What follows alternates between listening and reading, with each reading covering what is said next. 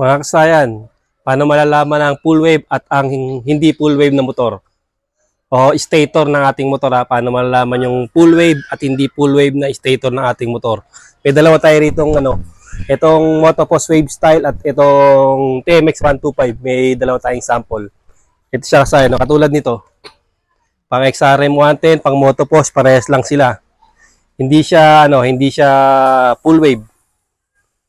Pero dahil tinanggal na yung tinanggal na yung ground niya, nakalutang na, naging full wave na.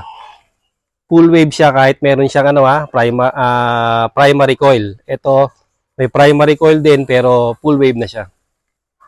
Parehas full wave na to. Dito muna tayo sa hindi full wave.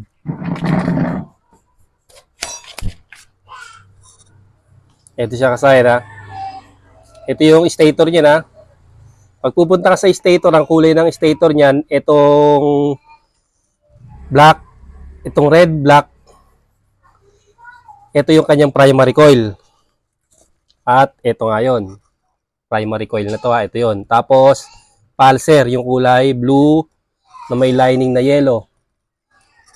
Ito siya ayan Tapos, yellow, yung light coil, tsaka yung white charging coil. Ito yung pulser natin Tapos ayan siya Ito siya kasayan na pares yung stator nito ng Motopos Wave Style. Pares sila ng XRM. Pwede nyo ito i-full wave. Tatanggalin natin yung yung puti at saka yung dilaw. Sa ating stator, kailangan nakatanggal siya.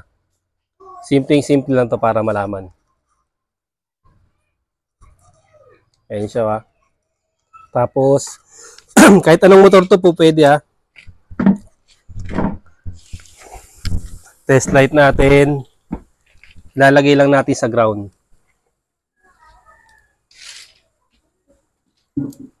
Ayan. Tapos ito dapat itong dalawa na to ay pagka full wave siya dapat hindi siya iilaw.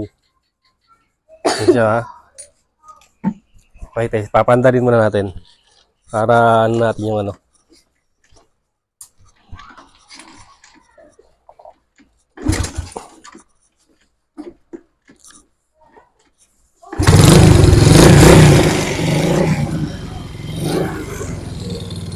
siya kasayan pag full wave dapat hindi siya iilaw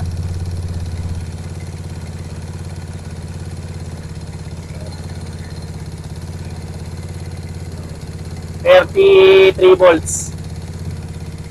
Kabila 26 volts, 25. Yung charging 31, 32.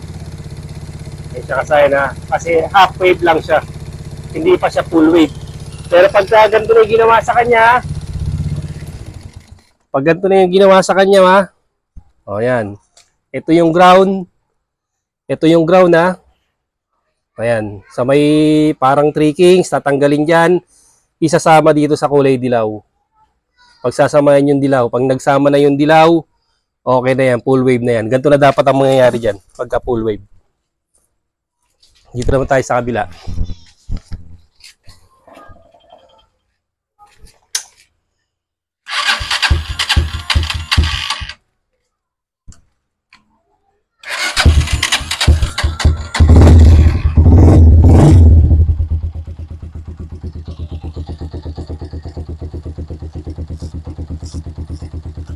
Ang kulay naman dito ay yellow at saka yung pink.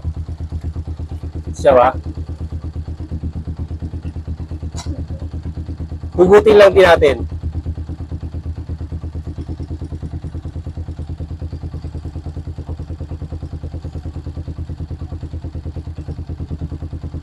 Ang mga magkakamukhang stator, CG125, Motorstar 125, Rusi 125, magkakamukha sila ng stator Kaya ang ibig sabihin, mga full wave na sila.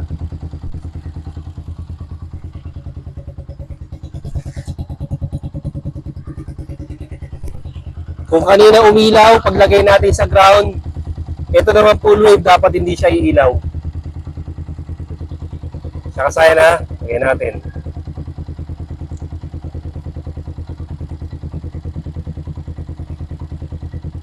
Wala. Kabila.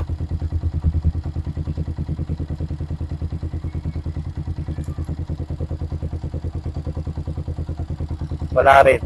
May ilaw lang pag pinagsama siya. Ayan o. Pansinin nyo ha. Yung voltahe na nakuha natin sa kanya ay 29 volts, 30 volts. Yan na, full wave ha. Sa kabila, pag pinagpalit natin,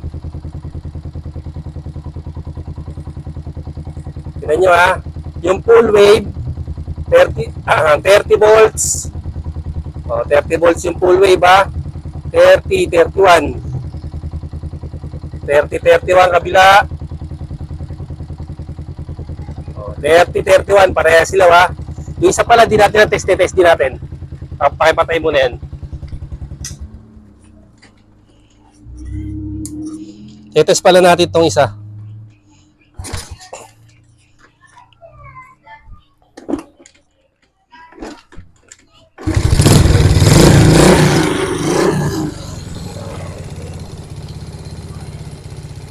Ito yung ano ha, yung hindi full wave. O kung tawagin ay half wave. Tanggal yan ha.